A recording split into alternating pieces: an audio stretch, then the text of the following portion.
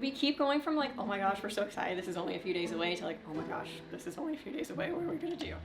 For the past 8 months, Memphis Zoo has been preparing for the birth of a Sumatran orangutan baby. The birth, that will be delivered by C-section, is now days away. We'd been in communication with the SSP, the Orangutan Species Survival Program members, about planning for another pregnancy and getting there, but we knew we would have to do another C-section, so we wanted to make sure that we were, all on the same page, we were well prepared for it, and she got pregnant a lot sooner than we were expecting. This is gonna be our orangutan NICU room, or our nursery area. So we have a chair that does recline, so we can rest in that, but we'll be doing most of our nighttime feeds and stuff in this chair over here. We have a cot set up because keepers will be spending the night with the baby. And so we want to make sure keepers have the opportunity to be comfortable and get some rest as much as possible, because this is going to be a long week ahead of us. We have our incubator, which will only be used if absolutely necessary, if the baby's body temperature is low, or if keepers need to take a restroom break in the middle of the night, they can safely place the baby in there for a brief period of time to keep its body temperature up.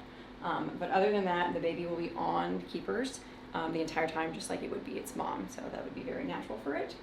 So we will have a poncho that we wear that the baby can grip onto, and then we'll cover it with a baby blanket to help keep it warm, but it will never be swaddled. It will never have a diaper on or anything like that, because baby orangutans are not swaddled by their moms, and their moms do not put them in diapers. We have to think about like all of the other animals in our care too. So our China keepers will be heavily helping out our primate department as well, getting those daily tasks and cleaning and things done. And then since our nocturnal team used to be merged with those other two teams, the China primate team, they're familiar with our primate area, and so we have a few staff members from that team that are also going to be able to come over and help as far as with cleaning and shifting. And they've also been able to help with night watches and overnight, like pre-labor watches and things like that. And so it's, and that's just the animal care aspect side of that village. There's been a lot of other prep work that's gone into this whole process, as far as working with research, working with nutrition, obviously working with hospital staff very heavily.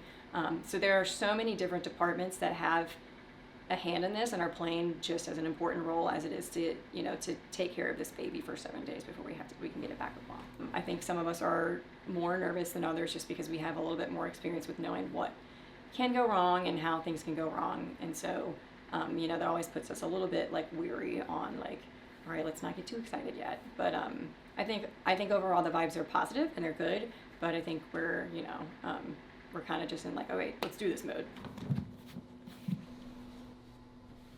Okay, I think everything's ready.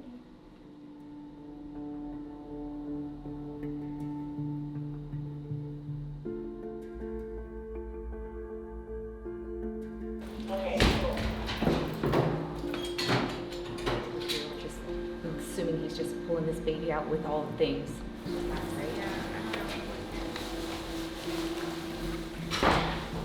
But it basically is just any situation that could go wrong here. So as far as like... After months of planning and preparation, the heavily anticipated birth finally arrived.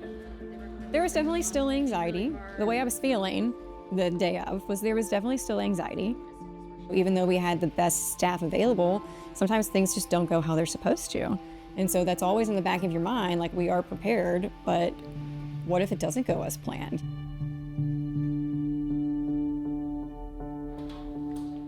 How are we doing? Fine, how are you? Great. I'm sorry, do we work together?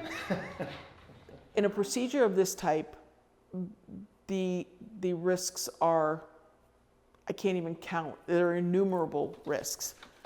And it's all whirling around in your head. How do you deal with that pressure? I tend to become very focused on what I'm actually here for. Our goal is the C-section. So literally, we get her up here, we get her prepped to do that. Try not to be overwhelmed by all the minutia. Do what you know you're good at. Have faith in those around you and in the fact that you've thought it through so many times. All right, Felicia, we've done this before. She's had a successful birth. What are you nervous about this procedure, or what concerns you? My biggest concern this time is that last time she was in labor we knew that her water had broke, and she was in full-blown labor. She knew she was in labor. So when we immobilized her and we went ahead and took the baby and then did a little bit of, raised her in front of her and gave it back, and she was a first-time mom, that was more of the concern. This time around, I haven't been able to explain to her, I know you're not in labor, but we're gonna take this baby out, and then I just want her to be sure that she knows it's her baby. Jahe required an emergency C-section after her first baby, Rowan, became stuck during labor. This time, the team planned a C-section before labor to give mother and baby the safest possible outcome. I've been training her with a pink one, thus she's getting a pink one. It's really difficult to explain to people that there are significant risks. It starts with participation of the animal, it starts with successful anesthesia, it continues with a successful surgery, it continues with successful viability of this baby. All of us had a job, and that job is extremely important to the big picture. It's a lot of pressure on everyone, but boy, you don't want to be the one that fails. Rowan and Jahe are separated, and we have a keeper that's assigned to stay with Rowan. Jahe is recumbent, and they've just deemed it safe enough to go into the stall with her. They're going to put her on a tarp and bring her out of the building. And it's a crucial moment to really keep an eye on Rowan because they've never really been separated. And so removing her from the building, he'll be aware. He's watching them he's watching them do it. And it'll be telling to see, how calm and responsive and engaged with the keeper he'll remain, because that's a big part of what's happening this morning. Our wonderful vet staff just came and took Jahe up for her procedure. So me and Rowan are just hanging out. He's a little confused, but he's smart enough to know who these people are. So he just watched them. He was able to see everything.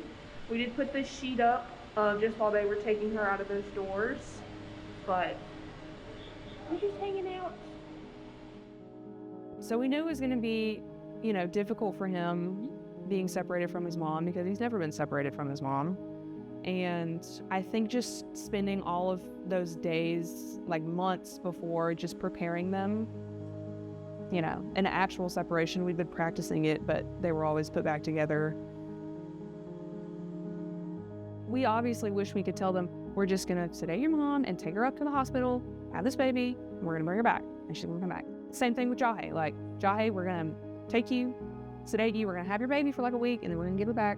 But obviously we can't tell them things. I'm convinced Jahe can understand spoken English, and she just pretends like she doesn't know what's going on, but I'm gonna give him some of his favorite stuff, some fruit and juice and applesauce. And we're just gonna hang out so that he can be distracted and know everything's okay. Yeah, right, buddy. And give him a little applesauce. Yummy, yum.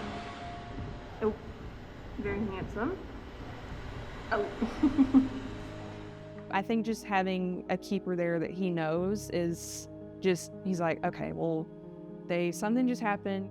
I'm not with my mom right now. She's somewhere else, but I have this person here that I know, Rowan, and I trust them, and they're, just asking to see my toes.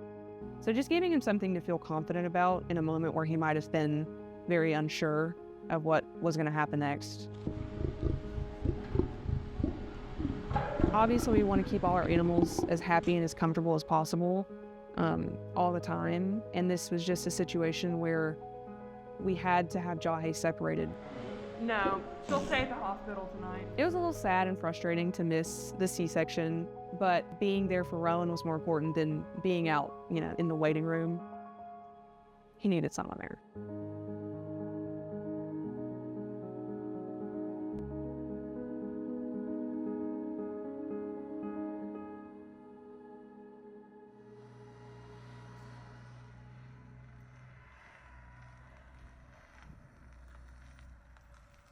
Once Jahe was anesthetized and transported to the hospital, that's when, it's game time, and we really had to get started.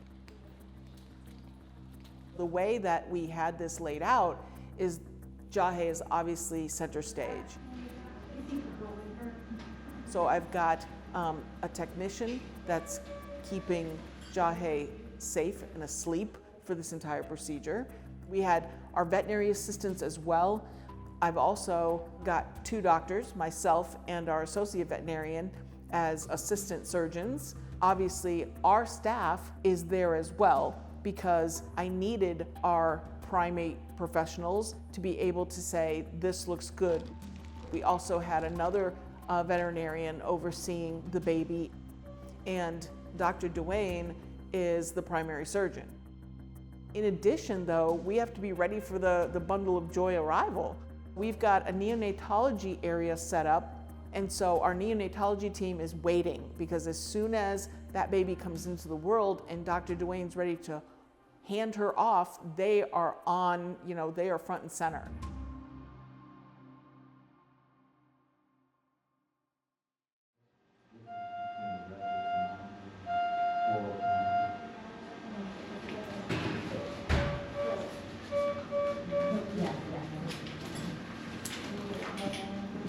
Basically, from an anatomy standpoint, it's basically the same.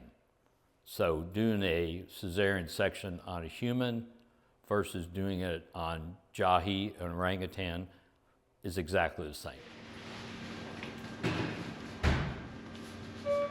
I mean, I'm dealing with her just like I would deal with the staff in the OR, let's say at Methodist Hospital during a C-section, because you're not looking at the patient as an orangutan. You're looking at the patient as a mom, because again, anatomically, it's exactly the same.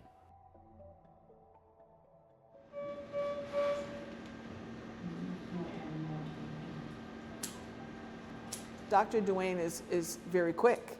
I mean, he does this every day.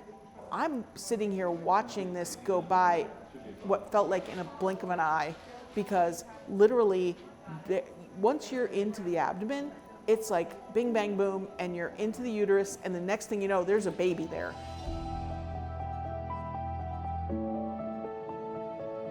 There's that anticipation. Of course, everybody's excited, yet you're just waiting to make sure that when the baby comes out, the little girl is fine.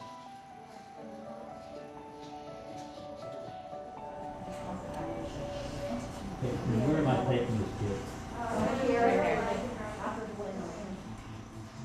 Really was just like locked in, go time, like any other delivery, any other resuscitation. She was very limp, blue, wet, cold. Stimulate. Get over here. These are warm, right? Mm-hmm. Give it a okay. Okay, we need warm towels. Warm ones? Warm ones. You need like better stuff? Yes. Yeah.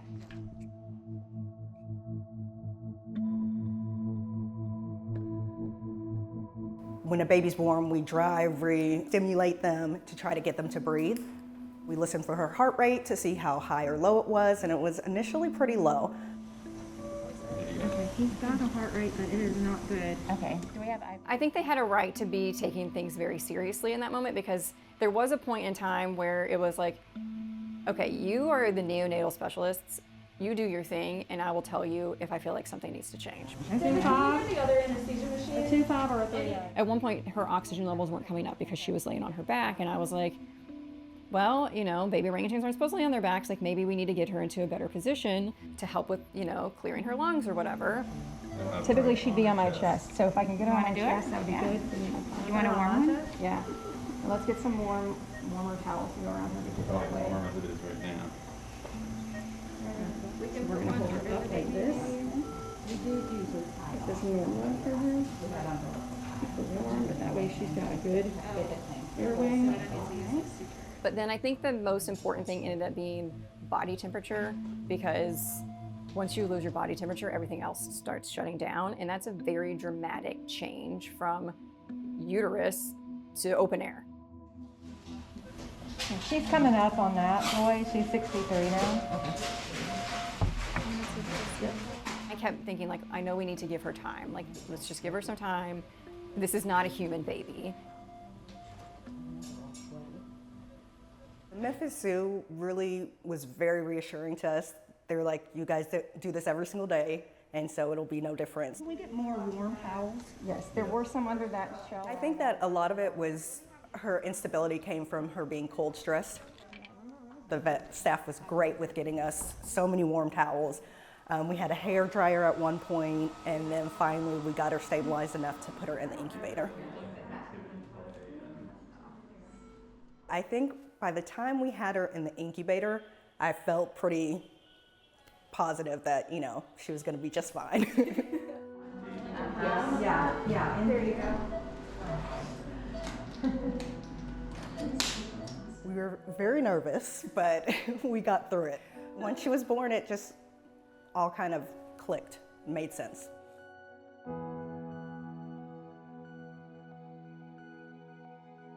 The neonatal staff trusted me as much as I trusted them, and it was like, okay, you know what you're doing with this aspect, do it. And then it was like, okay, this is what I know needs to happen now because I know how orangutans are. And they would be like, yes, do that.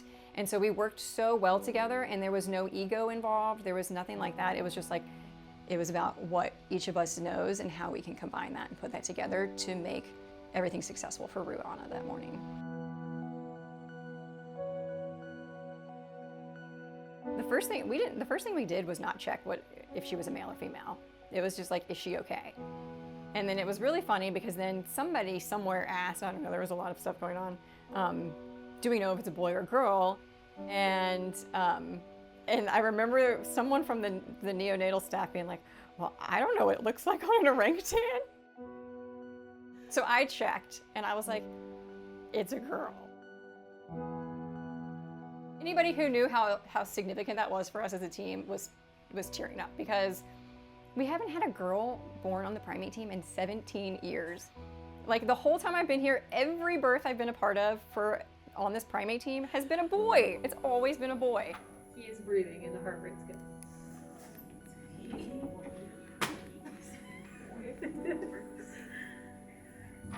Correction, she.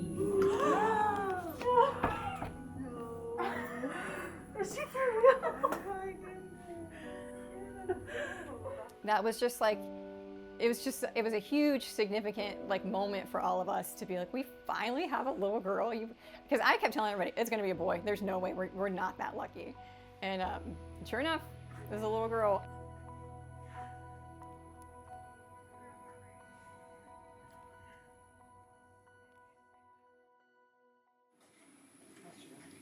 She's doing good. Johnny's doing good. So yeah, baby's breathing on its own. Heart rate's good. And yawn. She yawned already. Mama's doing good. Baby's closed her. Yeah. Closed her up. Yep. So now we just need to get the baby warmer and stay on oxygen.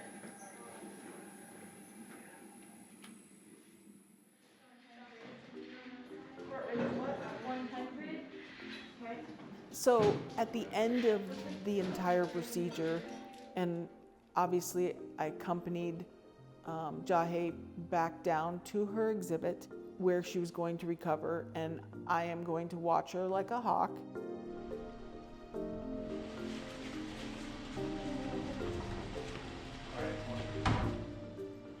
Needless to say, when Jahe wakes up from anesthesia, anyone who's ever had surgery understands that you don't feel good after that. How do you explain that to her? Because the last thing she remembers is she trusted in me enough to come up, lean in, give me her shoulder, and take a hand injection. And it's interesting because that trust bank, you're hoping that you've made enough deposits that you still have that relationship without ever having to speak the same language. So I stayed with her, she recovered, she saw me there. And so it was almost a relief, more probably of a relief to me She came up, and her positive reinforcement is a little soft peppermint. When she took that, I knew that there's probably a little bit of making up to do, but at the same time, we were still solid. Hey, lady. It's your mom. She's back. She's right there, Rowan. Now we have 7 days of hammering. We all have to, you know, rotate through. There's going to be a lot of long nights. I'm finally awake. We've gotten here. We're going to be okay. Like this is it. We're here. What an honor to be able to be, you know, part of a baby orangutan's survival, you know, into the world, and, you know, keeping her safe and comfortable and cared for while her mom recovers.